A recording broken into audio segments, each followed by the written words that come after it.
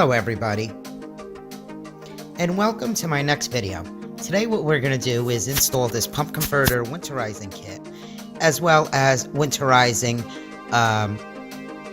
the motorhome. Now, make sure that you always bypass your hot water heater when you winterize your motorhome. This picture demonstrates how your faucets should be. Get rid of any water out of your system. Make sure you blow it out with a compressor. Or make sure if you don't have a compressor, drain as much out as you can. If you do have a compressor and a fitting, this is how you go about doing the process. You put the fitting on your shore water connection, so your water connection, not your tank. This goes directly to your pipes.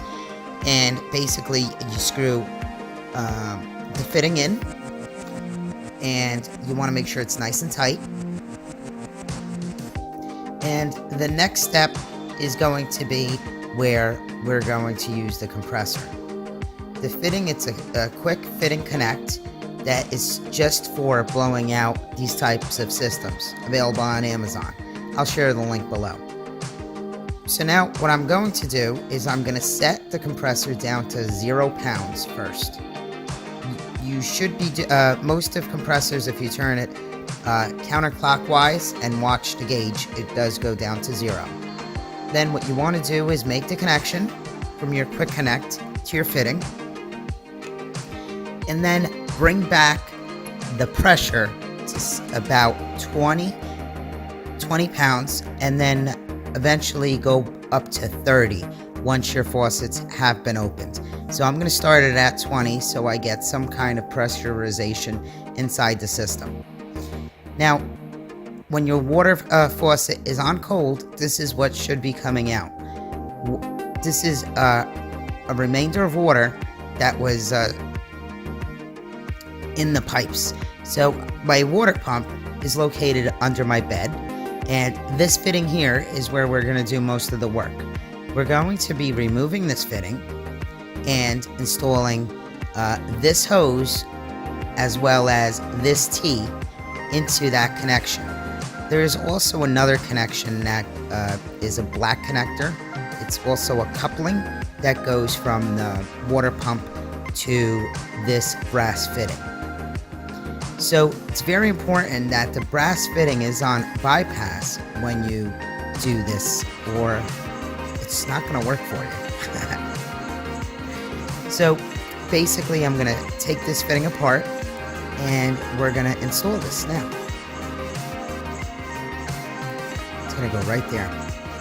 That's going to be a perfect position for it.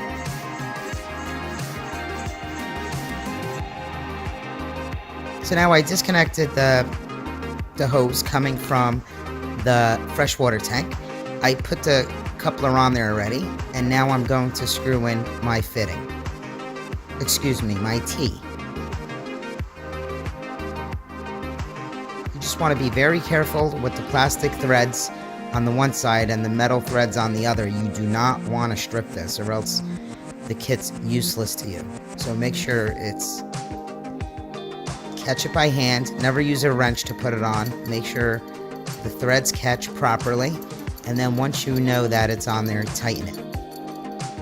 Okay, so my fitting is on, and the next step now is to reconnect my water supply that comes from my fresh water tank.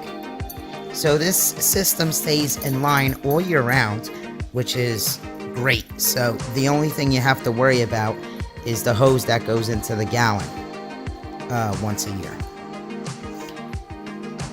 Okay, so that's back in, and this is what it looks like installed. So now what we're going to do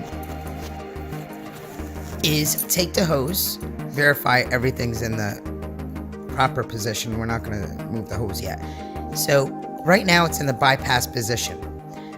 This lever, usually the way I tell is wherever it's pointing, that's the flow, where the flow of water is either coming from or going to.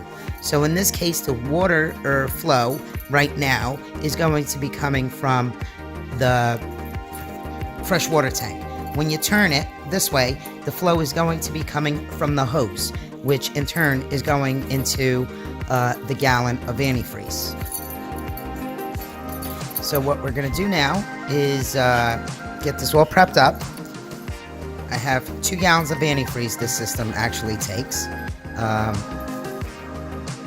So my gallon's right here. I have the hose in there. We're ready to go. So now you want to turn on your, excuse me, you want to turn on your water pump, and it will slowly pull the water out. Once it stabilizes some pressure, now I noticed my pump doesn't stop, but there may be something wrong with this pump, which is going to be replaced.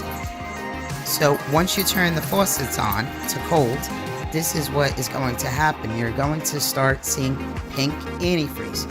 So you want to start, all your faucets and make sure the antifreeze comes out, and you do want to fill up the traps inside your sinks and shower as well. Thank you for watching.